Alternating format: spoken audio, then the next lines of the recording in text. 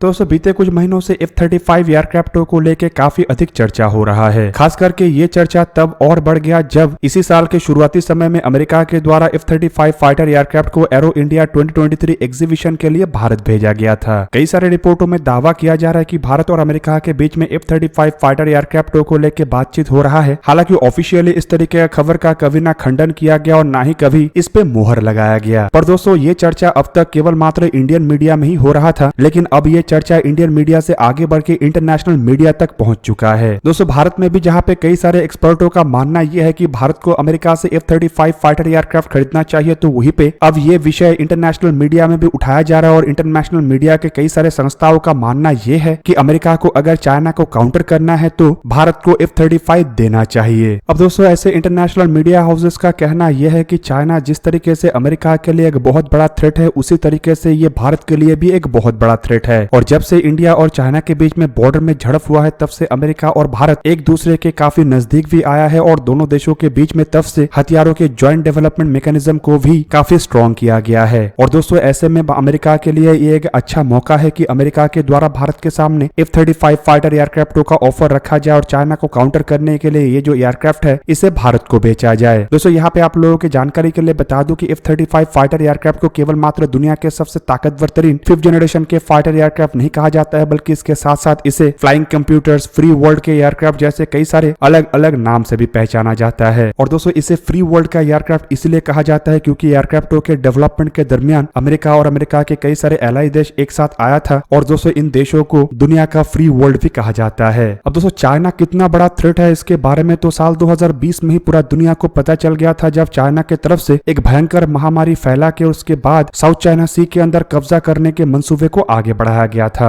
और दोस्तों चाइना का ये जो थ्रेट है ये लगभग उन सभी देशों के लिए समान रूप में है जो चाइना के साथ बॉर्डर शेयर करता है या फिर चाइना के नजदीक रहता है। दोस्तों चाइना का ये थ्रेट भारत के लिए काफी बड़ा है क्योंकि भारत और चाइना के बीच में एक बहुत बड़ा बॉर्डर है और चाइना को ये भी पता है कि अगर पूरा दुनिया में चाइना को कोई काउंटर कर सकता है तो केवल मात्र भारत ही है। ऊपर से दोस्तों हाल फिलहाल में चाइना जिस तरीके से अपने मिलिट्री को मॉडर्नाइज कर रहा है उससे ये खतरा आगे बढ़ के यूरोप और अमेरिका तक पहुंच चुका है। चाइना के जो स्टेट रन मीडिया हाउसेस है, मतलब ग्लोबल टाइम्स जैसे मीडिया हाउस है, उनके तरफ से भी दावा किया जा रहा है कि चाइना काफी तेज रफ्तार में अपने मिलिट्री को मॉडर्नाइज कर रहा है और अपने मिलिट्री में एक के बाद एक आधुनिक हथियार जैसे कि 5th जनरेशन के तथाकथित एयरक्राफ्ट मतलब J-20 जैसे एयरक्राफ्टों को शामिल कर रहा है। कुछ रिपोर्टों में तो दावा किया जाता है कि चाइना के पास 100 के अधिक J-20 जैसे एयरक्राफ्ट है, जबकि कुछ रिपोर्टों में दावा किया जाता है कि यह संख्या 100 नहीं बल्कि इससे कई गुना अधिक है। मतलब दोस्तों ऐसे एयरक्राफ्टों को काउंटर करने के लिए केवल भारत नहीं बल्कि चाइना के लगभग सभी पड़ोसी देशों के पास 5th जनरेशन के एडवांस एयरक्राफ्ट होना चाहिए। अब दोस्तों भारत को F-35 एयरक्राफ्टों के सप्लाई को लेके अब कई सारे विदेशी एक्सपर्टों के तरफ से भी अपने बातों को रखा जा रहा है। क्रिस ऑसबॉर्न जो कि सेंटर फॉर मिलिट्री मॉडर्नाइजेशन के प्रेसिडेंट और एक बहुत ही नामी डिफेंस एनालिस्ट है, उनके तरफ से भारत को F-35 फाइटर एयरक्राफ्ट सप्लाई करने को लेके अपना समर्थन रखा गया है।